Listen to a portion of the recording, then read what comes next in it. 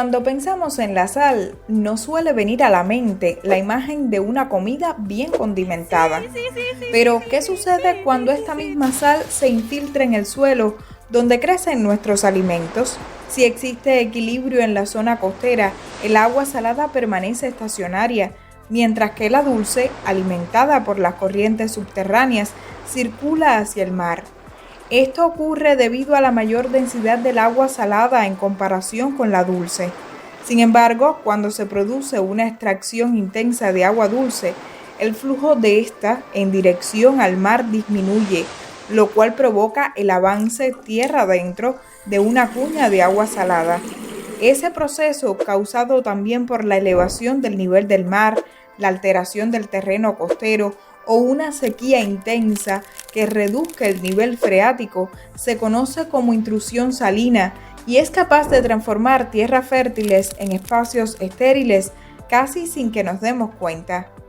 La salinidad, por supuesto, incide en la superficie agrícola de Cuba. ¿Qué podemos hacer entonces para impedir que el fenómeno prospere con mayores impactos y para, con ayuda del conocimiento científico, ser más resilientes ante los efectos del cambio climático? Hoy mostraremos varias experiencias.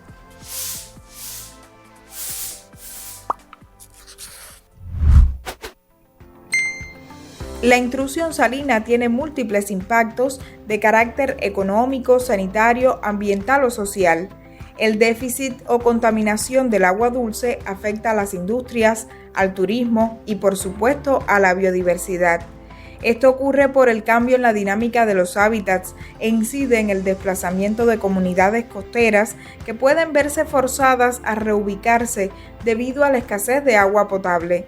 En la agricultura deja secuelas dramáticas, pues llega hasta inutilizar las tierras para el cultivo. Los suelos de Cuba se encuentran afectados por la intrusión salina. Por las altas temperaturas, el nivel del manto freático se ha elevado, las sales suben a la superficie y afecta la fertilidad, porque lo que toma ya la planta son sales, aumenta la presión osmótica y por lo tanto la planta no puede absorber los nutrientes del suelo. Ese es el fenómeno que ocurre cuando hay agua salina.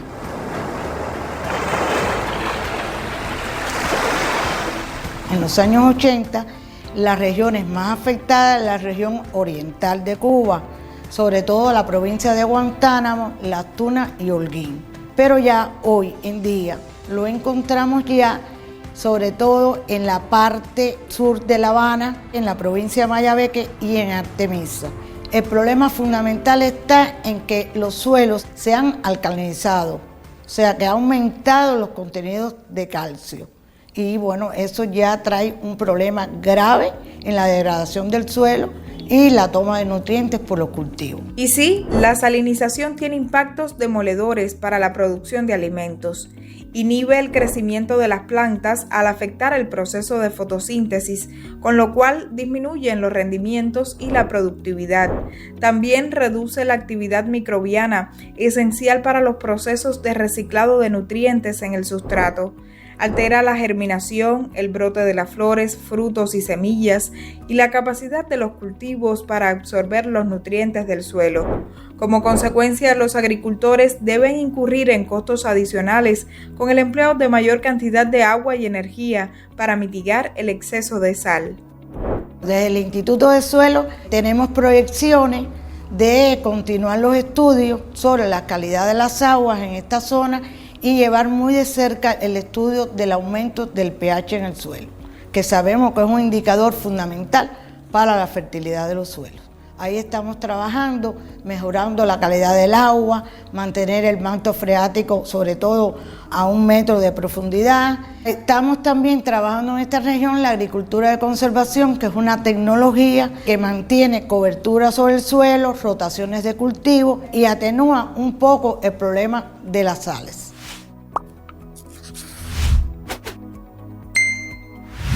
El cambio climático está estrechamente vinculado a la intrusión salina y al incremento de este proceso en los suelos. Pequeños estados insulares como Cuba son muy vulnerables ante este fenómeno. Nunca podemos olvidar el contexto archipiélago, con más de un 60% de evolución del calcio. Significa que nuestros mantos freáticos, como quiera que sea, están muy expuestos al intercambio con el mar y la tierra. Para tú hablar de intrusión salina tienes que hablar de contaminación, técnicamente hablando, en gramos por litro de sal en el agua.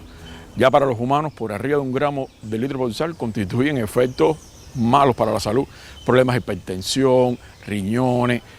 Para la agricultura es fatal, porque empieza lo que se llama contaminación por sal a partir de efectos como la clorosis, blancamiento de los suelos, pérdida de agroproductividad, que es al final lo que estamos midiendo.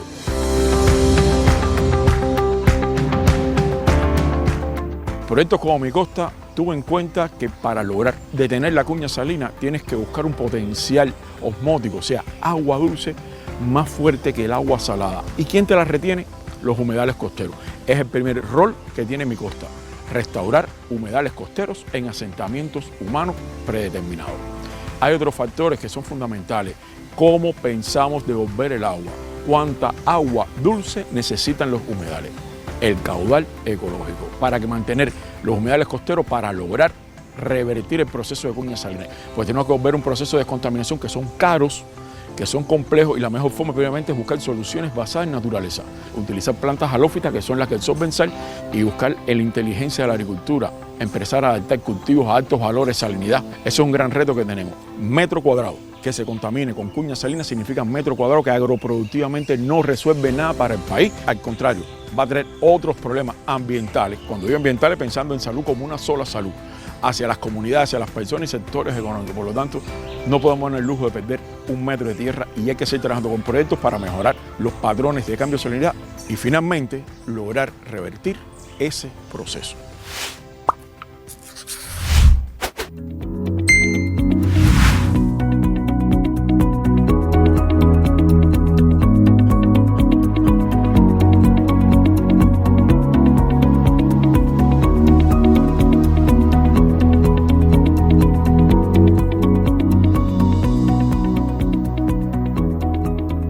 Cuando visitamos Cojímar, lo primero que nos viene a la mente es un viejo pescador intentando no ser vencido por los tiburones y un viejo escritor contando la historia de aquel pescador.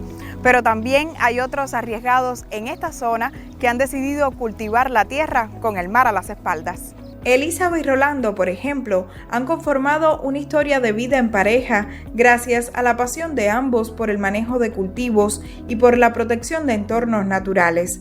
Convivir tan cercanos al mar no los ha detenido en su función y han demostrado el valor de la permacultura como modo eficiente para garantizar alimentos en condiciones adversas, entre ellas los efectos de la intrusión salina. Desde que comenzamos aquí a finales del año 98 ha sido un gran reto, muy complicado todo, porque esta área está muy próxima a la playa, 25 metros más o menos, y las personas nos decían que si estábamos locos por invadirle este espacio a los cangrejos que se íbamos a producir para ellos.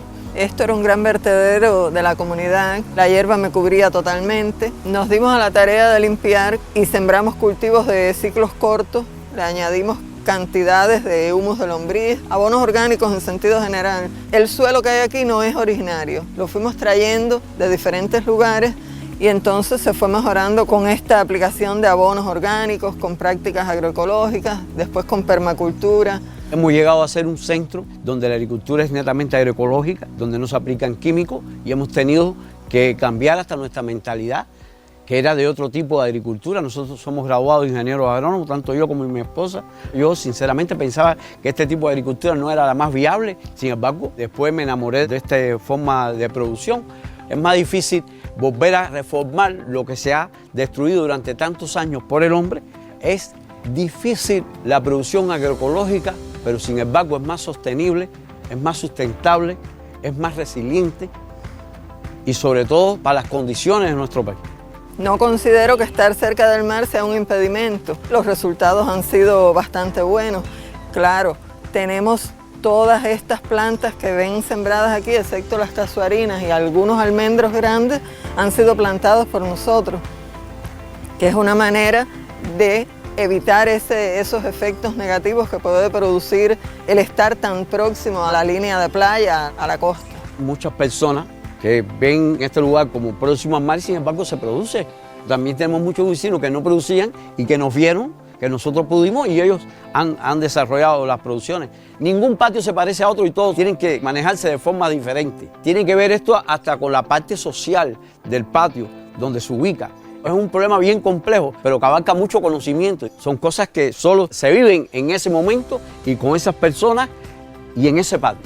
Son diferentes. A las personas que tienen necesidad o que tienen espacios que están subutilizados, los invitamos a visitarnos. Es una manera de producir sano, comer lo que usted produce, que sabe cómo lo produjo, aunque estemos cercanos al mar.